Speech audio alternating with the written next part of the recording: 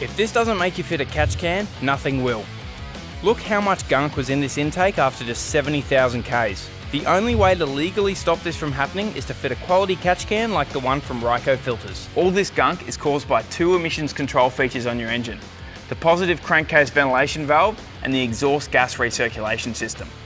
Both this oily vapour and EGR soot aren't bad on their own, but when they mix together, it creates this thick black paste that clogs up your engine and robs you of power. A catch can is basically a filter you can install inline that removes the oil from the air that's released via that crankcase valve. That basically means that the air going back into your engine is cleaner, which means when it mixes with the carbon buildup from the EGR system, it won't create that thick black paste and your engine will run cleaner.